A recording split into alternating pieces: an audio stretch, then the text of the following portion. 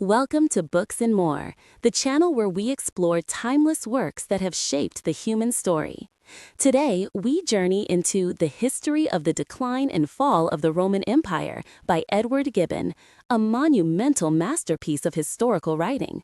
With its sweeping narrative, sharp intellect, and profound reflections on power, virtue, and decay, Gibbon's work remains one of the greatest achievements in literature.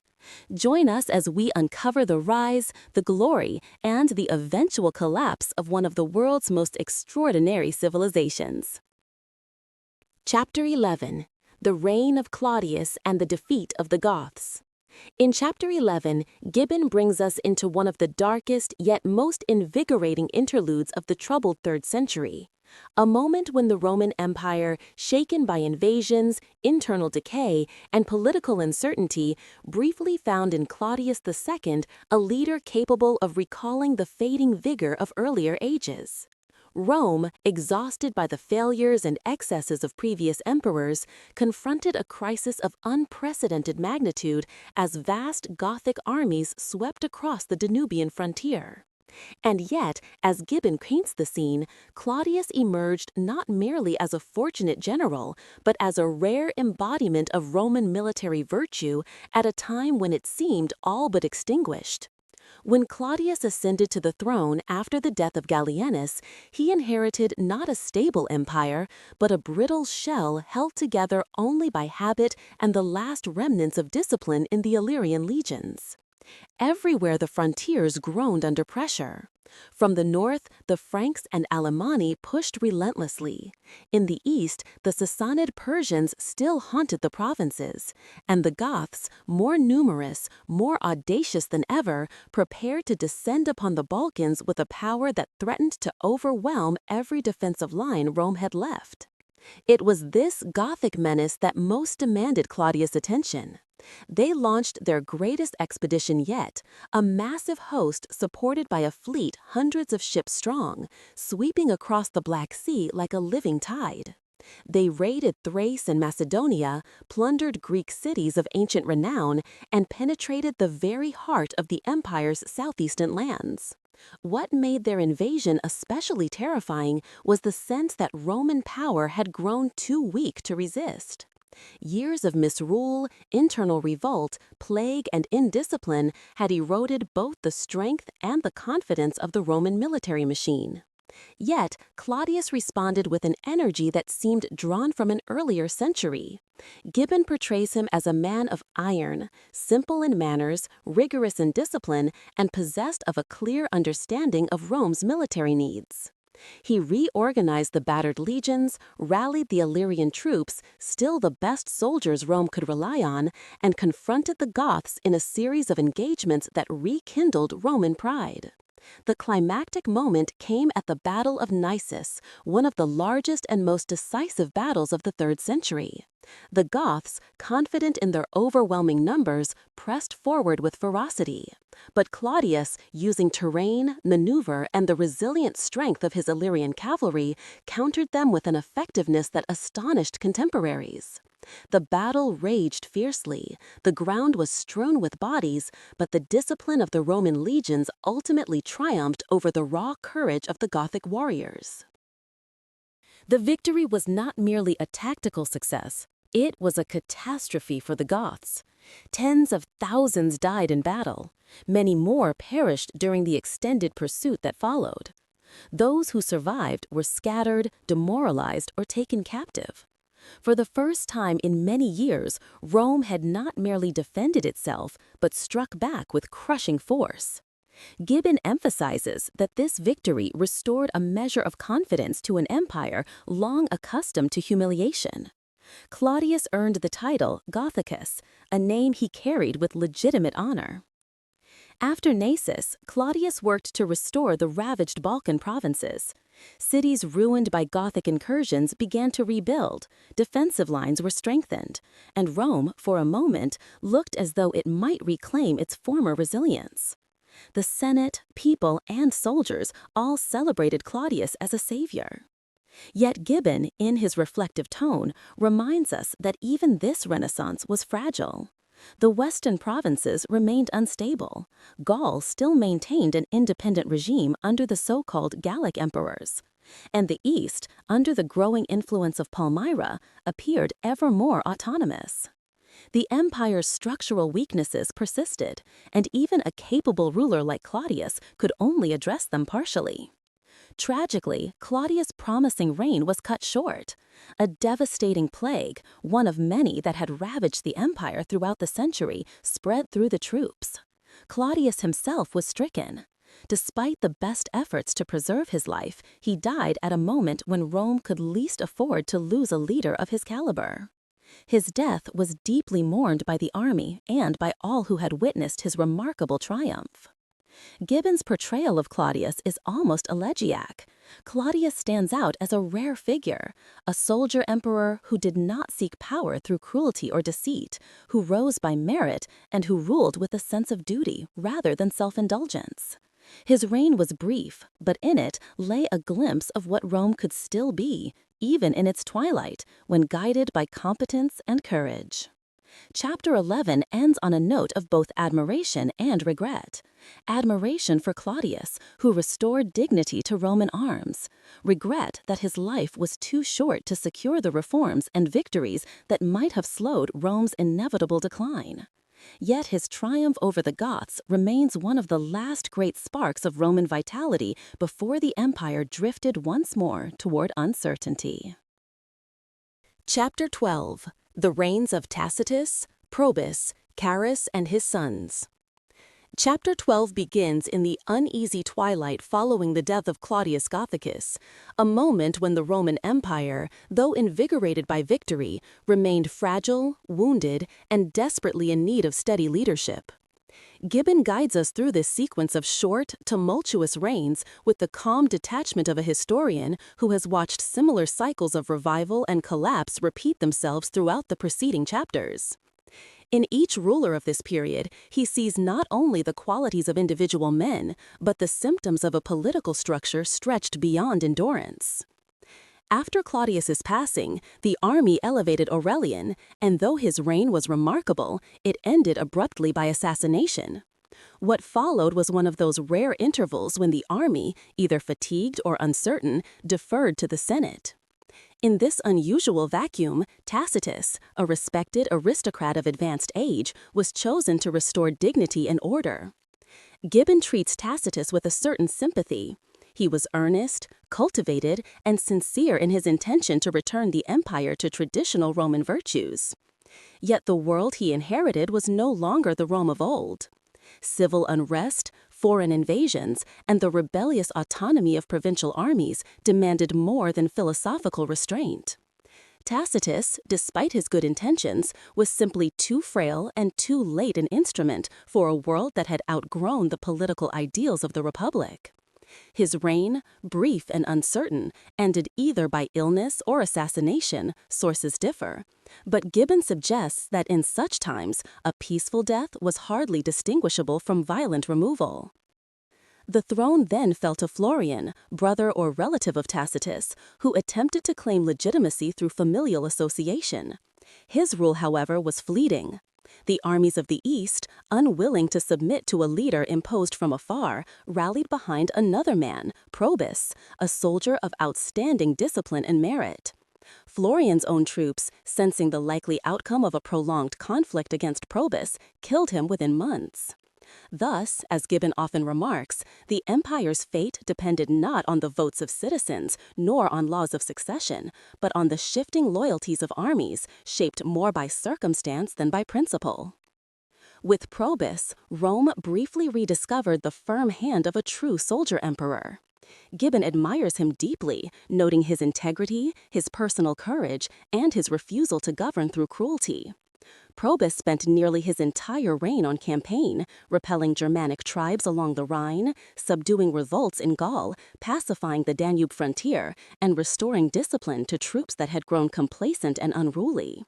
He was, in many respects, a second Aurelian, unyielding, active, and wholly devoted to the military revitalization of the empire.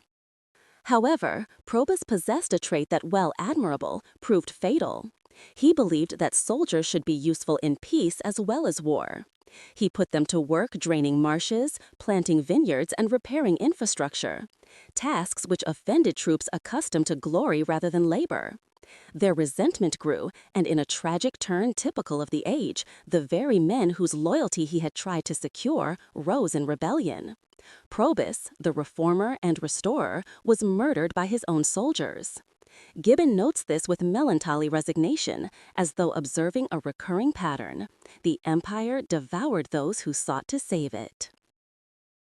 The next emperor was Carus, a seasoned commander chosen by the same armies that had slain Probus. Carus was competent, austere, and ambitious. His reign was dominated by a bold eastern campaign against the Persians, in which he achieved rapid and impressive successes. He marched through Mesopotamia, seized cities long disputed, and advanced deep into Persian lands. For a moment, it appeared Rome might recover the spirit of Trajan and reassert dominance over its ancient rival. But Carus's triumph was short-lived. He died suddenly, whether by illness, lightning, or conspiracy remains unclear, and his death halted the momentum of the Eastern campaign. His two sons, Carinus and Numerian, inherited the divided empire. Here, Gibbon shifts tone, noting the contrasting characters of the two men. Numerian, who governed the eastern provinces, was mild, educated, and inclined toward peace, but physically frail. During the retreat from the Persian frontier, he mysteriously died, his corpse concealed by corrupt officials who hoped to manipulate events for their own gain. The revelation of this crime shocked the army and led to the rise of Diocletian, who executed the guilty and assumed command with decisive authority. Carinus, who ruled the western half, embodied the moral decay that Gibbon frequently attributes to Rome's decline. He was indulgent, arrogant, and immersed in pursuits that weakened both his reputation and the loyalty of his troops. Although he won several military engagements, his behavior alienated key commanders. When he finally faced Diocletian in battle, betrayal ended his reign. One of his own officers killed him, clearing the path for Diocletian to consolidate power. Thus, chapter 12 ends on the threshold of a new era. Through the short reigns of Tacitus, Probus, Carus, and their successors, Gibbon reveals a world in which individual brilliance cannot overcome structural decay. The empire, still vast and potent, lacked stability at its core. Competent rulers died too soon, incompetent ones ruled too often, armies shifted allegiance like weather. Yet from this chaos emerged Diocletian, whose energy, discipline, and strategic vision would attempt to reshape the empire entirely. Gibbon closes the chapter with a sense of solemn transition. The cycle of soldier emperors, brave but doomed, had run its course. Ahead lay a radical transformation, a new system of rule, new principles of governance, and a new Roman world built not on the traditions of the past, but on the imperatives of survival. The Rome of Tacitus and Probus was fading. The Rome of Diocletian was rising. Chapter 13. The Reign of Diocletian and His Three Associates. Chapter 13 marks a profound turning point in Gibbon's narrative, for here the Roman Empire undergoes not merely a change of rulers, but a transformation in its very structure and spirit. The age of the soldier emperors, swift rises, violent deaths, and ceaseless turmoil gives way to the deliberate, calculated reconstruction of imperial authority under Diocletian. In Gibbon's voice, we sense a mixture of admiration and sober reflection. Admiration for the genius with which Diocletian rebuilt a collapsing system, and reflection on the high price Rome paid for the stability it so desperately needed. Diocletian's rise was emblematic of his age. Elevated by the army after the murder of Numerian, he secured his claim by force and by justice, executing the corrupt chamberlain Aper before the assembled legions. But unlike many of his predecessors, Diocletian possessed not only military ability, but a clear, almost architectural vision of how to restructure an empire stretched thin by crisis.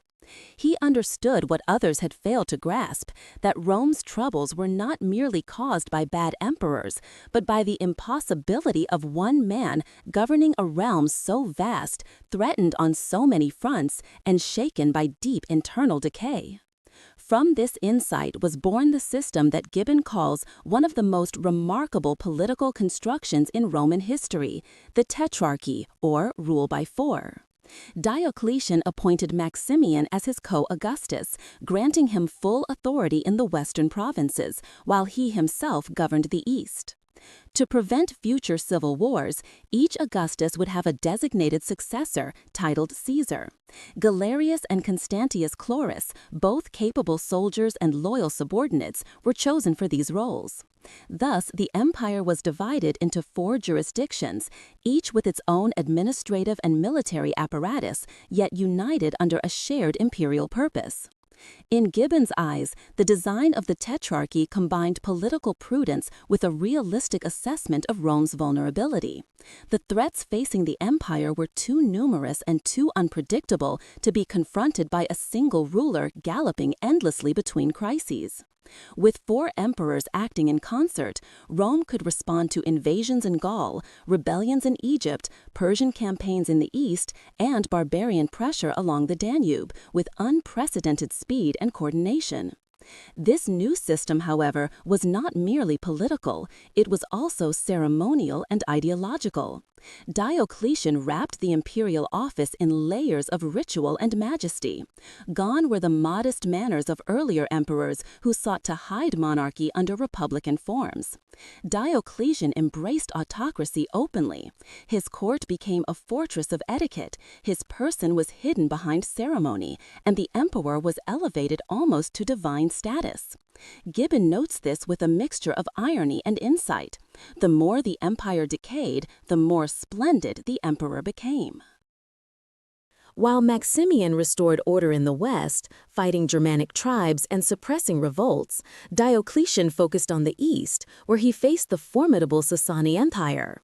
Though initial campaigns were difficult, the tide turned when Galerius led a daring counterattack from Armenia, defeating the Persians decisively and securing a favorable peace. This victory not only strengthened Rome's eastern frontier, but also solidified the prestige of the tetrarchic system. Diocletian and his colleagues also confronted internal revolts. In Egypt, a usurper named Achilles seized Alexandria, forcing Diocletian himself to march south and besiege the ancient city. The struggle was brutal, yet it reaffirmed the emperor's commitment to unity and discipline. To the west, Constantius Chlorus reclaimed Britain from the rebel Carus and his successor Electus, restoring the island to Roman control and earning the esteem of the soldiers. But the military successes of the Tetrarchs only complemented a deeper program of political and economic reform. Diocletian reorganized the provincial structure of the empire, multiplying smaller provinces to prevent any governor from amassing dangerous power. He separated military and civil authority, making administration more efficient and reducing the threat of rebellion. He restructured the tax system to make it more predictable and consistent, though heavier, and he expanded the bureaucracy to manage the increasingly complex apparatus of empire. Yet not all of his reforms found success. His attempt to curb inflation through the famous Edict on Maximum Prices was perhaps the most ambitious economic measure of antiquity and one of the most impractical. By fixing prices for thousands of goods and services across the empire, Diocletian hoped to suppress the greed of merchants and stabilize the economy. Instead, the edict was widely ignored, often evaded, and ultimately abandoned. Gibbon remarks that economic laws cannot overpower human nature, and that this was a rare example where Diocletian's will exceeded his wisdom. More darkly still, the chapter recounts Diocletian's role in the great persecution of Christians. Though earlier emperors had tolerated or occasionally repressed the new religion, Diocletian, encouraged strongly by Galerius, launched the most systematic attempt to eradicate Christianity from the empire. Churches were destroyed, scriptures burned, clergy imprisoned, and Christians across the empire were ordered to sacrifice to the Roman gods or face punishment. Gibbon, skeptical of religious zeal, treats the persecution with a measured tone, acknowledging its cruelty but also noting its ultimate futility. Far from extinguishing Christianity, the persecution strengthened its identity and prepared it for the immense political influence it would soon acquire. The final pages of Chapter 13 describe one of the most extraordinary acts of personal restraint in imperial history: Diocletian's voluntary abdication. After 20 years of rule, exhausted by illness and perhaps recognizing that his system required orderly succession to function properly, he renounced the purple and forced Maximian to do the same. The two Caesars, Galerius and Constantius, became the new Augusti, and two new Caesars replaced them. But as Gibbon hints with quiet foreboding, the Tetrarch depended too heavily on Diocletian's singular authority and discipline. Without him, personal ambition and rivalry would soon tear it apart. Chapter 13 ends with a sense of dignified closure. Diocletian, the architect of Rome's last great administrative revival, retires to Salona to cultivate his gardens.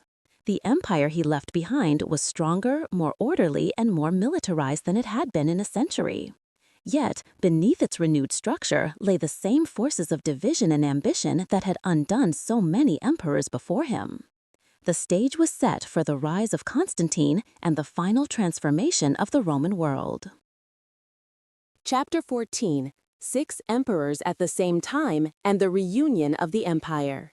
Chapter 14 plunges us into one of the most chaotic yet decisive phases in the long decline of Rome, a moment when the structure so carefully erected by Diocletian collapsed the instant his firm hand was removed. Gibbon narrates this period with a mixture of astonishment and inevitability: astonishment at how swiftly the empire fell into disorder, and inevitability because the seeds of conflict had been planted in the very system Diocletian designed. The Tetrarchy, admirable in theory, depended entirely on the discipline and self-restraint of 4 powerful men. Once he abdicated, ambition erupted on every frontier.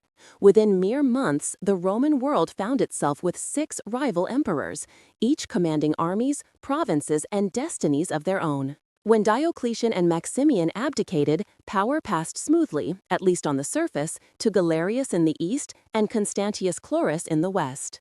Their Caesars, Maximin Daia and Severus, were appointed to maintain the delicate balance of the Tetrarchic order. But the system immediately met its first shock. Constantius, the most respected and beloved of the senior emperors, died at York while campaigning in Britannia. His soldiers, loyal to him rather than to the constitutional arrangements of Diocletian, proclaimed his son Constantine as emperor. This single act shattered the fragile hierarchy. Galerius, unable to oppose the soldiers' will, grudgingly accepted Constantine, but only as Caesar, denying him the senior rank that the army had already conferred. Meanwhile, in Rome itself, Maxentius, the son of the retired Maximian, saw an opportunity. Feeling slighted and excluded from the tetrarchic promotions, he courted the discontented Praetorian Guard and urban populace, who resented the tax burdens imposed by Galerius. In a swift revolution, Maxentius seized control of Rome and declared himself emperor, reviving the old authority of the Eternal City, as though time had never moved on from Augustus. His father, Maxentian, eager to reclaim lost glory, stepped out of retirement and supported his son's usurpation. With this, the empire now had 4 emperors outside of Diocletian's design: Constantine in Gaul, Maxentius in Italy, Maximian sharing power with his son, and Galerius struggling to maintain control in the east. Yet, the list did not end there. Galerius, determined to salvage the Tetrarchy, elevated Licinius, a seasoned general and trusted ally, to the rank of Augustus in the west. This was meant to counterbalance Constantine. At the same time, Maximin Daia, ruling the eastern provinces as Caesar, refused to accept a lower title while Licinius was elevated above him. In defiance, he proclaimed himself Augustus as well. Thus, the empire now had 6 emperors, each legitimate in his own eyes, each commanding armies, each unwilling to yield. Gibbon observes with wry amusement that the Roman world had become a chessboard on which every piece imagined itself a king. Inevitably, civil war erupted. Galerius marched on Rome to dethrone Maxentius, but his invasion failed. Harsh discipline and foreign origins made him hated by the Italian people, while Maxentius, despite his corruption and cruelty, benefited from the sentimentality Romans still held for their ancient capital. Defeated and humiliated, Galerius withdrew, nursing the illness that would soon claim his life. With Galerius gone, the struggle narrowed to three decisive antagonists: Constantine, Maxentius, and Licinius, with Maximin Daia looming in the east. Constantine, already proving himself a capable soldier and statesman, strengthened his position in Gaul and Britain. Maxentius, ruling Rome, degenerated quickly into tyranny, his regime marked by extortion, cruelty, and the reckless luxury of a man clinging to power through spectacle rather than merit. Licinius, cool-headed and politically astute, held the Balkans and waited for the inevitable clash that would determine the empire's future. The central drama of the chapter is Constantine's march into Italy, a campaign Gibbon describes with admiration for its audacity and precision. With a relatively small but highly disciplined army, Constantine crossed the Alps, echoing the path of Hannibal, but with far nobler purpose. Italian cities opened their gates. Maxentius' generals were defeated in rapid succession. Constantine advanced toward Rome not merely as a conqueror, but as a liberator of provinces exhausted by Maxentius's despotism. The climax comes with the Battle of the Milvian Bridge, one of the most legendary confrontations in Roman history. Maxentius, swayed by superstition and bad counsel, chose to leave the safety of Rome and face Constantine on open ground. Gibbon, though rational in his approach, narrates the famous vision attributed to Constantine, whether of divine origin or political genius, with an appreciation for its psychological power.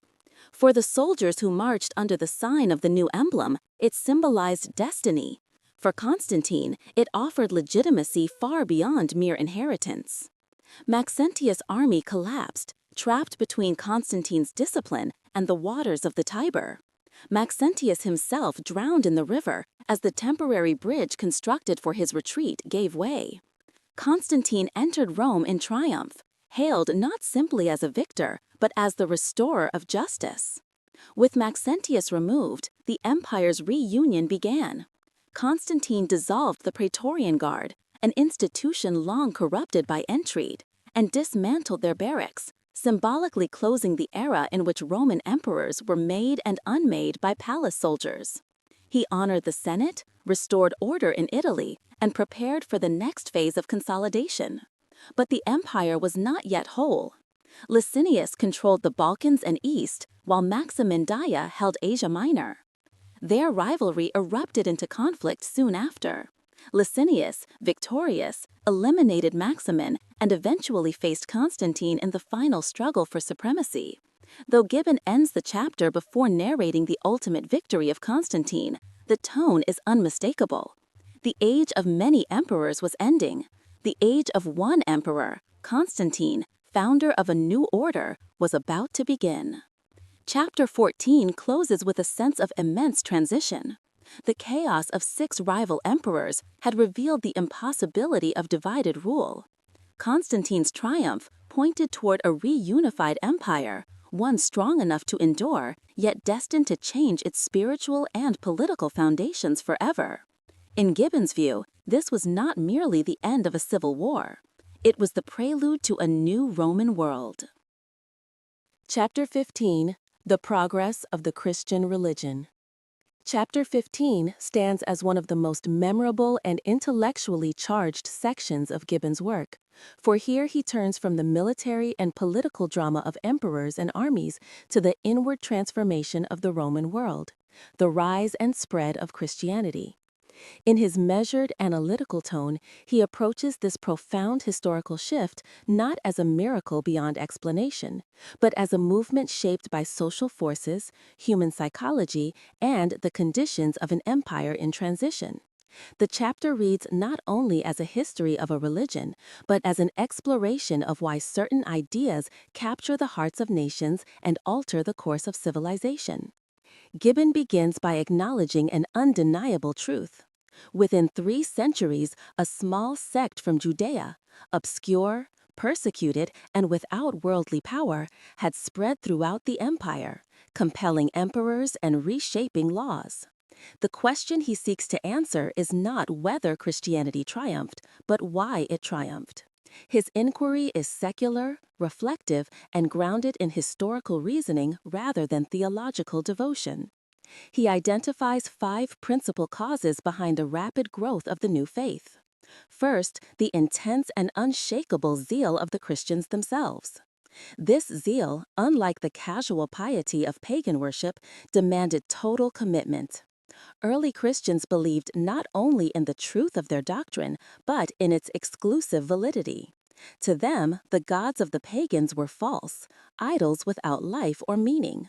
Such conviction gave them a fervor that no traditional Roman cult could match, and this fervor allowed them to endure hardships and persecutions that would have shattered weaker communities. Second, Gibbon highlights the promise of eternal life, a doctrine presented with clarity and certainty. While traditional Roman religion offered little comfort concerning the afterlife, Christianity spoke of a future of moral justice, heavenly reward, and redemption.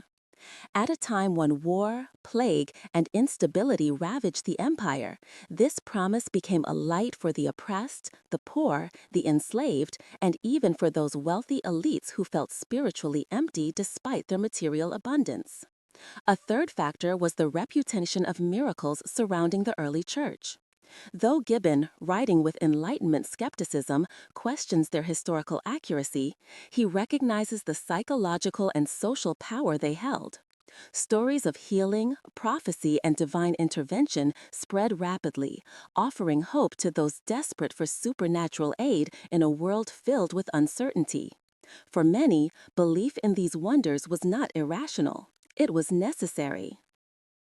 The fourth cause Gibbon explores is the virtue and moral discipline practiced within the Christian community.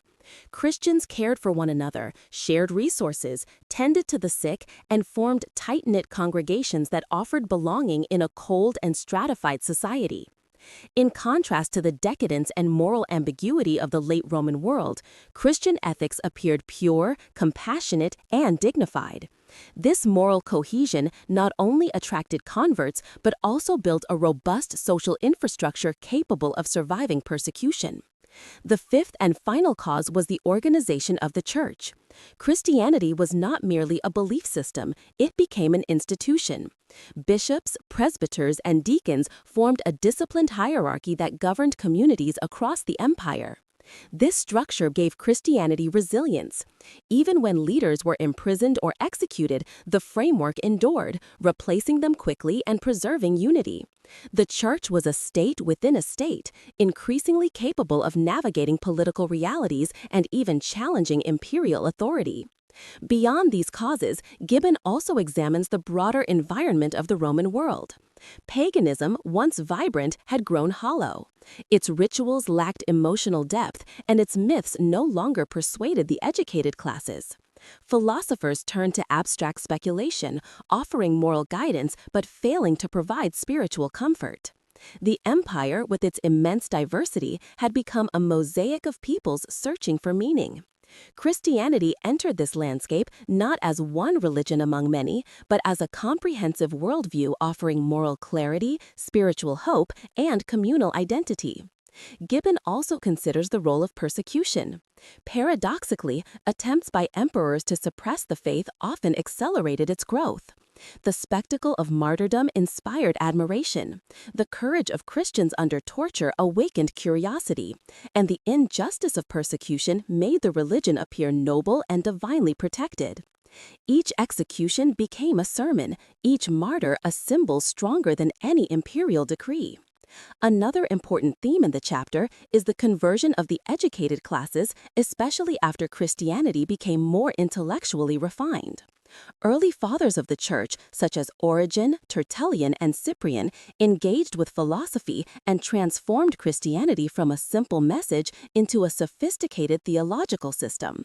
This intellectual development allowed the faith to attract scholars, administrators, and aristocrats. Gibbon, though critical at times, notes how the church successfully blended spiritual authority with rhetorical skill and philosophical depth. Yet he does not overlook the challenges. Internal disputes over doctrine, scripture, and the nature of Christ himself produced fierce debates. Heresies arose, councils were convened, and unity was repeatedly threatened. Still, the Church's internal conflicts ultimately strengthened it, sharpening its theology and forging a clear identity. One of Gibbon's most striking observations concerns the timing of Christianity's rise. Had the religion emerged earlier, before the empire's expansion, it might have remained a local sect. Had it emerged later, after the empire's fragmentation, it might not have spread so widely. It grew precisely when Rome offered both stability for travel and communication and deep spiritual dissatisfaction among its citizens, a perfect storm for transformation. As the chapter draws to its conclusion, Gibbon reflects on the extraordinary fact that Christianity, once a persecuted minority, soon gained imperial favor under Constantine. But he reserves this story for later chapters. Here he is concerned not with triumph at the top, but with the long and often painful journey from obscurity to dominance. In Gibbon's portrayal, the rise of Christianity is neither miracle nor accident. It is the result of powerful ideas meeting a world ready for change, of moral discipline challenging decadence, of organized communities confronting imperial instability. Above all, it is a story of resilience, a quiet revolution shaped not by armies, by faith, suffering, hope, and the longing of millions for a better world.